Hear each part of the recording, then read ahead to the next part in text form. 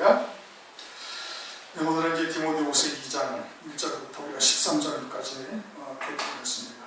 1절, 내 아들아, 그러므로 네가 그리스도 예수 안에 있는 은혜 속에서 강하고. 그러니까 아들이라는 것은 바울의 믿음의 아들이죠. 이 1장에서도 디모데전서에서 말씀하신 것처럼 믿음 안에서의 참 아들이다 이겁니다.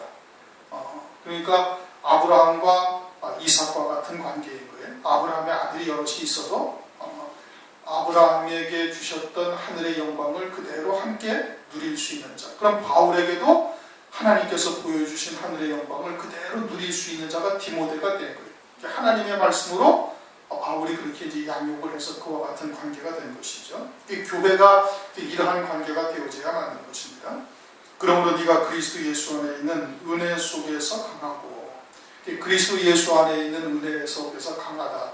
은혜가 뭐라고 그랬어요? 하나님께서 우리에게 우리를 위하여 하늘에 예비하신 영광이 무엇인지를 깨닫게 하시는 것이 하나님의 은혜예요. 그것이 일순간에 다 깨달아지는 것이 아니라 점진적으로 깨달아지면서 믿음으로 하나가 되어지기까지가 되어야 되는 것이고, 그렇게 믿음으로 하나가 되어지면 이 땅에서도 그대로 이루어 가시는 은혜 안에 우리가 있게 되는 거예요. 그 구원이 다 은혜다 이거예요. 그리스도 예수라는 것은, 그리스도는 기름 부음 받은 자거든요.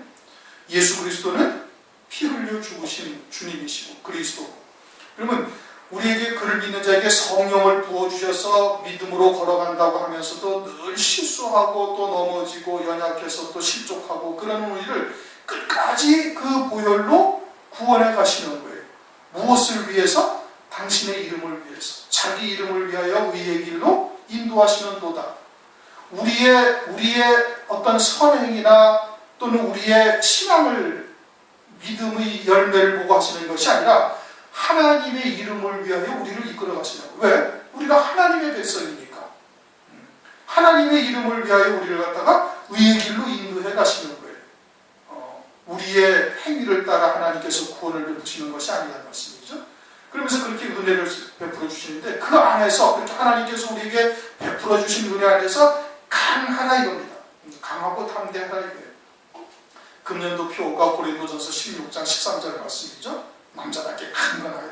그러니까 연초부터 계속해서 같은 말씀만 주시는 거예요 지금. 우리는 그런 걸 의도하지 아니하고 순서에 따라서 디모데전서, 디모데후서를 참고해 나가고 있는데, 하나님의 말씀의 초점은 거기에다가 지금 다 맞추시고, 마태복음에서도 똑같은 말씀이신 것이고, 계속해서 그러한 말씀을 우리에게 지금 주고 계시는 겁니다. 왜 강하라고 그래? 1장에서 보면은 나이가 어리다고 업신여기는 사람도 있었고, 거짓말로 이렇게 잘못된 변질된 말씀으로 미혹하는 역사도 있었고, 또 아우시아에게서 바울에게서 이렇게 바울을 버리고 떠난 사람들도 있을 것이고, 그런 사람들이 밖에 나가서 어떻게 하겠어요? 다 중상모략하고 나사렛 예수 이단의 괴수라고 또 칭하기도 할 것이고, 온갖 얘기들 할 것 아니겠어요? 그러니까 믿음 안에서 좀 강건하라 이거예요. 흔들리지 말라 이거예요. 거듭 이야기를 하는 거지만, 노아가 100년 동안 방주를 지으면서 많은 사람들로부터 칭찬받고 또 존경받고, 그래 맞다, 네가 옳다 이렇게 인정받은 건 아니에요. 수없이 많은 조소와 수치와 조롱을 겪었던 거예요. 그런데도 전혀 흔들리지 않냐고 그 방주를 지고, 그래서 구원받는 겁니다. 그럼 마지막 때도 어떻게 하겠어요? 마지막 때도 똑같이 기롱하는 자들이 온다고 말씀하고 있지 않습니까? 창세 이래 천지와 만물을 지으신 때부터 지금까지 여전히 그대로 있지 아니하냐? 그러면서 주의 재림에 대해서 아주 우습게 생각을 한다는 거예요. 조롱거리처럼 이야기한다는 것 아니겠습니까? 마지막 때 지금 그렇게 되어질 것을 말씀을 하고 있는 거예요. 그러니까 은혜 안에서 강하고 은혜 속에서 강하고, 또 네가 많은 증인 앞에서 내게 들은 바를 충성된 사람에게 부탁하라. 저희가 또 다른 사람들을 가르칠 수 있으리라. 증인, 충성된 사람이라는 말에 그 속에 담겨져 있는 뜻은 순교라는 것이 딱 담겨져 있는 겁니다. 증인이라는 단어는 그 말씀을 인하여 내 목을 딱 내놓겠다 이 뜻이에요. 충성된 자도 역시 마찬가지죠. 어디까지 충성해? 죽기까지 충성하는 거예요. 그렇게 그와 같은 믿음의 결단을 한 자들에게 말씀을 가르치면 그들도 또 어떻게 된다? 그들도 다른 사람들을 그와 똑같은 신앙으로 그렇게 가르칠 수 있으리라. 바울이 증거한 복음과 진리의 말씀을 그렇게 가르칠 것을 말씀을 하고 있는 겁니다. 오늘날도 우리들에게 하나님께서 그렇게 지금 이끌어가고 계시죠. 그리고 그 말씀이 내게 하나가 되기 위해서는 어떻게 해야 돼? 광야길을 걷게 하시는 거예요. 그러니까 우리에게 다가오는 여러 가지의 연단의 과정, 그러니까 험한 길, 물 없는 곳으로 인도하시는 그런 역사를 당연한 것으로 여기셔야 되는 겁니다. 그것은 마땅한 것으로 여겨야 돼. 그러니까 3절에 뭐라고 해요? 네가 그리스도 예수의 좋은 군사로 나와 함께 고난을 받을지. 그리스도 예수의 군사와 함께 고난을 받는 것이 그건 마땅하다는 얘기입니다. 이제 세 가지로 비유해. 군사로서, 그 다음에 경주하는 자로서, 그 다음에 농부로서. 그렇게 지금 비유를 하고 있어요. 그 중에 첫째가 뭐예요? 그리스도 예수의 좋은 군사로서 나와 함께 고난을 받으라 이거예요. 이 고난을 받으라는 얘기는 마태복음 8장에서도 빌립보서 1장에서도 누누이 강조하고 있는 말씀인 겁니다. 그리스도 예수와 함께 영광에 참여하기 위해서는 마땅히 고난을 받아야 되는 거예요. 고난이 없는 영광은 절대 있을 수가 없는 겁니다. 왜 그래요? 우리가 혈육의 몸을 입고 있기 때문에 그러는 거예요. 원죄, 거역의 씨가 되어져 있는 혈육의 몸을 입고 있기 때문에 여기에서 믿음으로 온전히 살아 산자로서, 온전한 산자로서 살기 위해서는 반드시 그와 같은 쇠풀무와 같은 연단의 과정이 반드시 있어야 되는 거예요. 400년의 가나안 땅, 애국 땅에서의 종살이를 위해야 해야 그 값을 치워야 가나안 땅에 갈 수가 있는 거예요. 그냥 가나안 땅에 유혹을 받을 수 있는 것이 아니에요. 그냥 주시면 어떻게? 거기서 다 멸망당해서 죽을 게 뻔한 것이거든요. 그러니까 애굽의 쇠풀무 같은 곳에 보내셔서 거기서 400년 동안 연단하신 다음에 그런 다음에 가나안 땅을 하나님께서 주시는 거예요. 그러니까 나와 함께 고난을 받을지니 4절 한번 읽어보고 싶어요. 4절 말씀을 잘 이해하셔야 돼요. 4절 시작. 군사로 다니는 자는 자기 생활에 얽매이는 자가 하나도 없나니 이는 군사로 모집한 자를 기쁘게 하려 합니다. 이 말씀을 잘못 생각하면은 얼핏 보면은 주의 일을 내가 군사로 다니는 자로서 주의 일을 감당하면 주님께서 내 일을 다 책임지셔서 형통하게 하시겠구나 라는 뜻으로 오해할 수 있는데 그런 뜻이 아니에요. 그런 뜻이 아니고 그리스도 예수의 좋은 군사로서 나와 함께 고난을 받으라고 3절에 말씀하셨잖아요. 그렇죠? 그러니까 그리스도 예수의 군사로서 네가 하나님의 택하심을 입었고 부르심을 입어서 지금 일을 하겠다고 그런다면은 그 생활에 얽매이는 자가 되어서는 안 된다 이 뜻입니다. 무슨 얘기인지 이해가 되셨어요? 생활에 또는 다른 잡다한 일로 그런 거에 얽매여서 하나님의 일을 드나게 한다면 그건 그리스도 예수의 좋은 군사가 될 수가 없다 이거예요. 그리스도 예수의 군사로 부르심을 받았느냐? 좋은 군사로 부르심을 받았느냐? 그러면은 그 생활에 대해서는 거기에 연연해하지 말라 그거예요. 그런 것에 의해서 좌지우지 흔들리고 그런다면 그리스도 예수의 좋은 군사가 될 수가 없다. 나를 봐라. 이제 뒤에 나오죠. 그리스도는 어떻게 하셨느냐? 그리스도는 십자가 위에서 죽임당하시기까지 고난을 당하셨어요. 그러니까 하나님의 충성된 증인이 된 거예요. 나는 어떠냐? 나도 지금 바울도 감옥에 갇혀 있지 않냐? 감옥에 갇혀 있으면서도 주의 복음과 진리를 위해서 그대로 하고 있다. 내가 지금 좌절하거나 낙심하거나 그런 환경을 해서 절망 가운데 있는 거 아니다. 빌립보 감옥에서는 바울은 어떻게 했어요? 참위의 제사를 드리지 않았어요. 그런 거에 영향을 받지 않는다 이거예요. 그러니까 내 삶이 어떻든지 내 생활이 어떻든지 좋은 군사는 그런 것에 얽매이지가 않는다 이 뜻인 겁니다. 무슨 얘기인지 정확하게 이해를 하셨어요? 앞뒤를 쫙 보면 알 수가 있는 거예요. 이 말씀이 내가 주님의 일을 하면 주님은 내 일을 봐주시겠구나 이런 뜻이 아니에요. 물론 봐주시지. 물론 봐주시는데 그 일을 갖다가 무슨 형통하게 하고 세상에서 부자 되게 하고 막혔던 문제가 술술술 풀리고 이걸 말하는 것이 아니에요. 그렇게 겪게 되어질 고난인 건 마땅히 감수를 해야 돼요. 마땅히 감수를 하면서 더욱더 주를 위해서 헌신하고 충성하는 것이 이것이 마땅하다 이겁니다. 그리스도 예수의 좋은 군사는 나와 함께 고난을 받을지니 군사로 다니는 자는 자기 생활에 얽매이는 자가 하나도 없다 이거예요. 그것이 군사예요. 그러니까 주님을 위해서 어떻게 해야 되는 건 그거의 문제가 아니다 이거예요. 그러니까 먼저 그의 나라와 의를 구하라 하신 말씀도 마찬가지인 거예요. 말씀의 뜻을 정확하게 깨달으셔야 돼. 이는 군사로 모집한 자를 기쁘게 하려 합니다. 그래야 주님이 기뻐하신다. 생활의 염려로 또는 다른 사람들과 얽힌 문제로 기타 세상 일이 복잡하니까 이런 것에 연연해가지고 그런 것에 흔들리고 그런 것에 요동하고 그런 데면은 그리스도 예수의 군사가 아니고 그런 것으로 흔들리고 또는 그런 것으로 인해서 뭐 잠시 주의는 접어놓고 나중에 내가 돌아와서 하겠습니다. 이렇게 한다면은 그것은 주님이 기뻐하실 일이 아니다. 주님이 기뻐하시는 일이 무엇이냐? 그런 생활에 얽매이는 것이 아니다. 그러니까 여러분들도 생활에 얽매이지 않냐고 주일날 나와서 예배를 드리는 것 아니겠어요? 그렇지 않습니까? 주일날 직장 피해서 주일은 주님 앞에 나와서 예배 드리겠다. 그래가지고 더 많이 준다는 것도 거절하고 적게 받으면서도 감수를 하는 이유가 거기 있는 거예요. 그러니 그와 같이 먼저 그의 나라와 그의 의를 구하는 자가 먼저 되어야 되는 겁니다. 5절 경기를 하는 자가 법대로 경기하지 않으면 멸관을 얻지 못하리라. 말씀을 쫓아 신앙생활을 해야 된다 이겁니다. 요점은 그거예요. 그런데 그것이 혼잡한 말씀, 변질된 말씀 또는 누룩이 섞인 떡과 같은 말씀으로 신앙생활하면 그거 다 헛거예요. 법대로 경기해야 되는 거예요. 법대로 신앙생활해야 되는 거예요. 그게 진리의 말씀을 쫓아 신앙생활해야 되는 거예요. 그런데 대부분 교회들이 하나님의 말씀만 빙자하면 다 진리하고 그럽니다. 그런데 거짓 선지자가 어디로 들어와 있어요?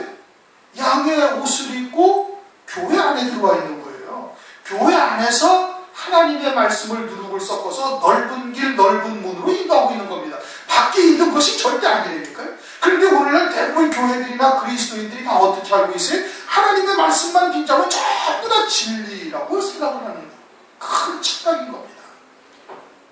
세상은 이미 공중권세 잡은 자 아래 딱 놓여 있으니까 건드릴 필요가 없어요.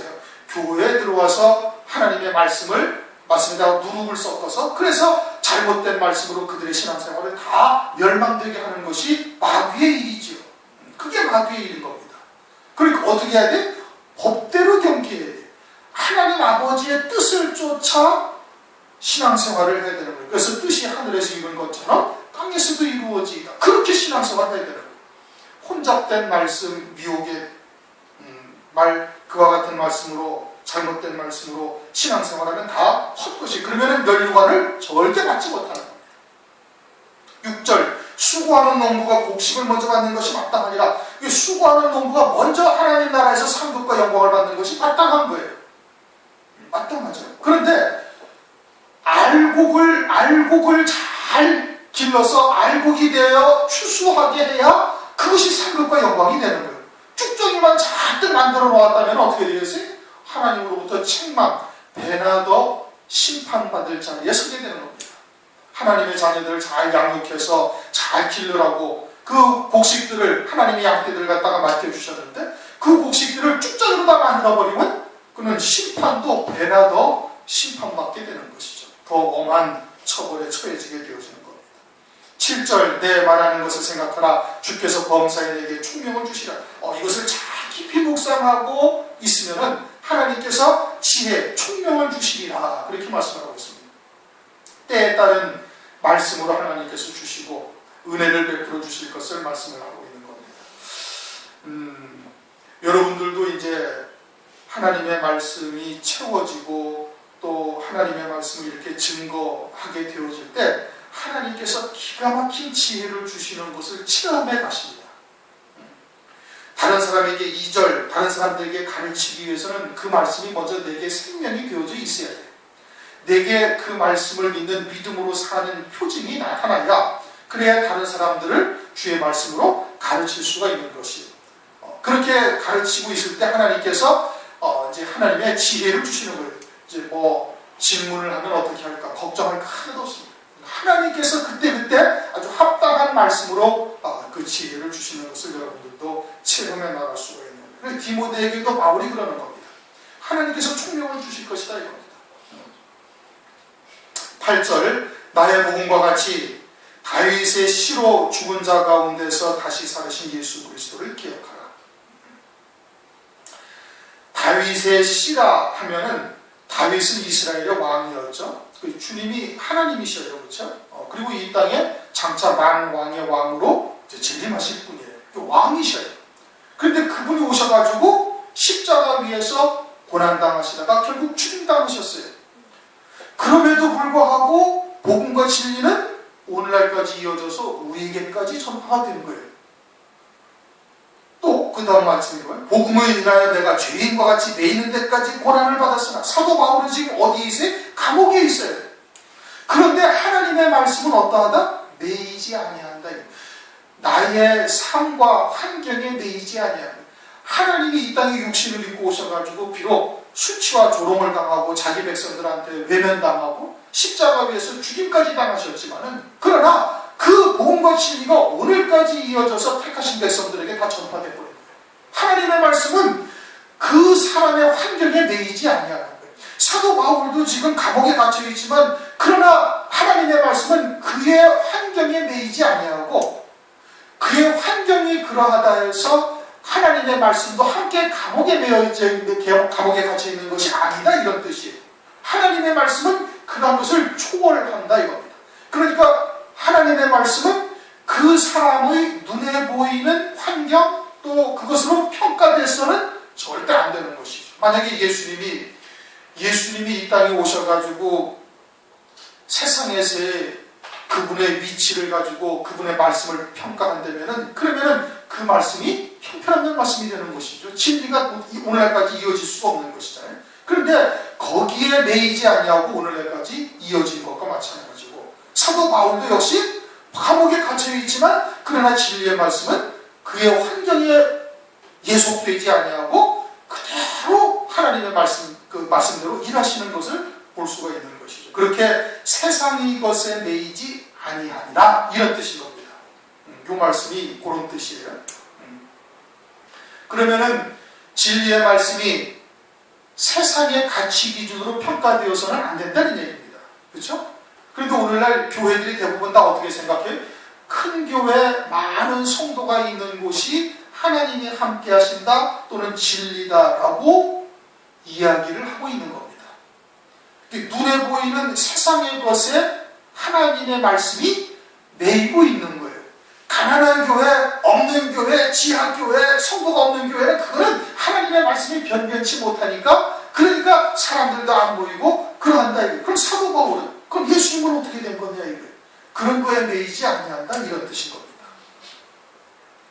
그런데 오늘날 그렇게 평가를 하지 아니하고 세상의 가치 기준으로 다 평가를 해버리는 겁니다. 그렇죠? 교회도 그러고 성도들의 개인적인 삶도 가난하면 그 무언가 잘못되어 있지 고난을 당하면 무언가 죄가 있으니까 그렇겠지 그렇게 평가를 다 해버린다는 거예요.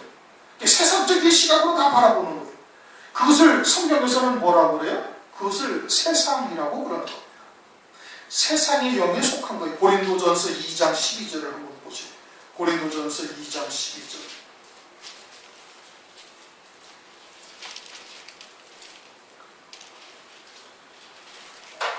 11절, 12절 고린도전서 2장 11절, 12절 다 같이 읽습니다. 시작. 사람의 사정을 사람의 속에 있는 영 외에는 누가 알리요? 이와 같이 하나님의 사정도 하나님의 영 외에는 아무도 알지 못하느니라. 우리가 세상의 영을 받지 아니하고 오직 하나님께로 온 영을 받았으니 이는 우리로 하여금 하나님께서 우리에게 은혜로 주신 것들을 알게 하려 합니다. 그 뒤에 쭉 나오죠. 14절 육에 속한 사람은 하나님의 성령의 일을 받지 아니하느니 저희에게는 미련하게 보이며 또 깨닫지도 못하나니 이런 일은 영적으로 분별함이니라. 아멘. 그러니 세상의 영에 속한 자들이 어떻게 평가를 해요? 세상의 가치 기준을 가지고 평가를 하는 거예요. 육에 속한 자들이. 그렇게 큰 교회, 많은 성도, 또 개인적인 삶도 이 땅에서 부요함 또 가진 자들을 하나님이 복을 주신 것이고 하나님이 함께 하신 것이고 하나님이 응답을 하신 것이다 라고 생각을 하는 겁니다. 그렇게 되어진다면 바울은 지금 바울의 말이나 예수님은 잘못된 것이죠. 9절 디모데후서 2장 9절 복음을 인하여 내가 죄인과 같이 매이는 데까지 고난을 받았으나 감옥에 갇혔다는 얘기예요. 그런데 하나님의 말씀은 매이지 아니한다 입니다. 그러한 것으로 평가될 수가 없음을 지금 말씀하고 있는 거예요. 그러면 하나님께서 사도 바울을 굉장한 사도잖아요. 그렇죠? 그러면 그의 수명을 한 150세, 뭐 150세는 좀 그렇고, 그냥 한 120살 내지 100살까지 충분히 살면서 온 세상에 돌아다니면서 복음을 전파하게 하면 얼마나 좋겠어요? 베드로, 야고보, 요한도 그렇게 하면 얼마나 좋겠어요? 그렇죠? 그런데 순교당하게 했잖아요. 중간에다. 제 수명대로도 살지 못하고 다 죽임당하게 한 거예요. 사도 바울도 그런 거예요. 사도 바울은 더더군다나 감옥에 갇혀가지고 지질이 그의 일생이 고난의 연속이었고 마지막에도 역시 감옥에 갇혀있다가 결국은 순교하게 되어지는 겁니다. 하나님의 진리의 말씀을 가진 종이요 셋째 하늘까지 보고 온 아주 엄청난 하나님의 비밀을 알고 있는 사도 바울인데, 아니 좀 더 많은 세상을 다니면서 복음과 진리를 전파하고 더 많은 시간 동안 그의 수명을 한 130, 40살까지 살게 하면서 복음과 진리의 말씀을 전 세계에 전파하면 얼마나 좋겠어요. 그런데 그렇게 하지 아니하셨어요.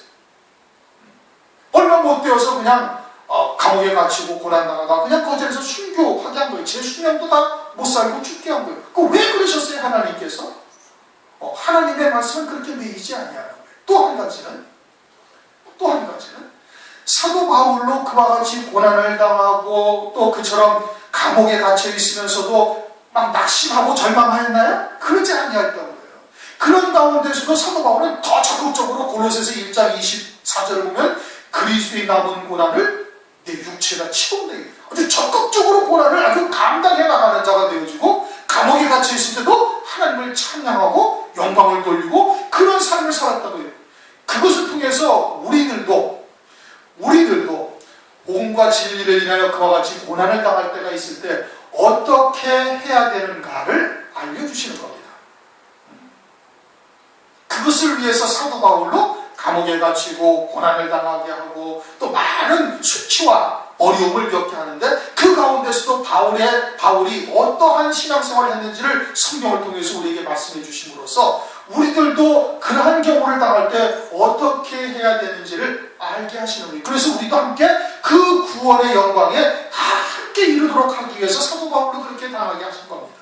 그것이 10절 말씀이에요. 그러므로 내가 택하신 자를 위하여 모든 것을 참으면 왜 참아요? 그것이 그에게 영광이 되는 것을 사도 바울도 알고 있는 거예요. 하나님의 말씀은 내 환경이 내가 그냥 이렇게 복음을 증거하다가 진리 말씀을 증거하다가 즉각 순교했다고 해가지고 그 말씀이 사그라지는 것이 아니다 이게. 하나님은 당신의 이름을 위해서 당신께서 일하시는 거예요. 하나님의 말씀을 내가 한다고 생각하면 큰 오산입니다. 하나님께서 역사를 하시는 거예요. 그리고 이렇게 참으면 저희로도 그리스도 예수 안에 있는 구원을 영원한 영광과 함께 얻게 하게 하는 거다. 그렇게 해서 온전한 영광에 이르게 하도록 하기 위해서 사도 바울을 감옥에 갇히게 하는 거예요. 그리고 감옥에서 사도 바울이 어떻게 하나님께 영광을 돌리며 신앙, 믿음의 열매를 맺었는지를 성경에 기록해서 우리로 알게 하신 것이다 이겁니다.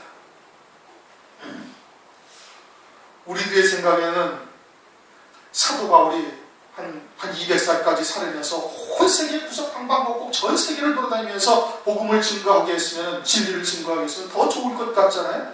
그렇지가 않다. 하나님의 말씀은 매이지 아니하고 하나님은 하나님께서 당신의 구원을 이루어 가시는 거예요. 우리가 온 세상을 다 사자세 알 수는 없지만은 그러나 하나님께서는 그 택하신 자들로 하여금 이 마지막 때 남은 자가 되게 하셔서 하나님의 뜻을 그대로 이루어 가시는 거예요. 11절 미쁘다 이 말이요. 미쁘다라는 것은 신실하다 이다. 말씀하신 그대로 하나님은 이루신다 이겁니다. 우리가 주와 함께 죽었으면 또 함께 살 것이요. 자기를 얼마나 많이 부인하고 자기의 십자가를 지는 것에 따라서 영생의 열매가 그렇게 맺혀지는 겁니다. 예수와 함께 죽었으면 그것은 뭘 말하는 거예요? 정과 욕심을 못 받고 세상에 대하여 이미 죽은 자가 되었으면 그러면 그와 똑같이 주님과 함께 살 것이요. 참으면 어디까지? 끝까지 참아야 되는 거예요. 왜? 현재의 고난은 장차 나타날 영광과 비교할 수 없기 때문에 끝까지 참는데 어디까지 참아야 돼? 죽기까지 참아야 되는 거예요. 도살할 양처럼 여김을 받기까지 참아야 되는 거예요. 그렇게 참으면 어떻게 된다? 그러면 함께 왕노릇 할 것이요. 첫째 부활의 영광을 입고 그리스도와 함께 왕으로서 다스리는 자가 되는 거예요. 오늘날 많은 교회들이 그와 같이 그리스도와 함께 왕이 된다, 그리스도의 신부 어린 양의 아내가 된다는 것이 그냥 모든 성도들을 예수 믿으면 다 그렇게 되고 또 열심을 내고 주를 위해 선신하게 되어지면 다 그렇게 된다라고 이야기를 하지만 성경은 그렇게 말씀하고 있지 않습니다. 그건 요한계시록이 열리기 전에 그런 것이고, 요한계시록에서 보면은 반드시 순교한 자들만 흰옷을 입는 것이고, 그리고 그들만이 첫째 부활의 영광을 차지하는 거예요. 더 좋은 부활이 있는 거예요. 나머지 죽은 자들은 그 1000년 동안 아무도 사는 자가 없어요. 부활이 없다 이겁니다. 순교한 자들만 첫째 부활의 영광을 입게 되는 것이고, 그들이 어린 양이 아니에요.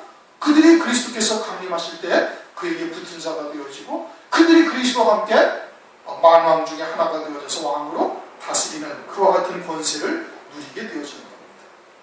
우리가 주를 부인하면 주도 우리를 부인하실 것이다.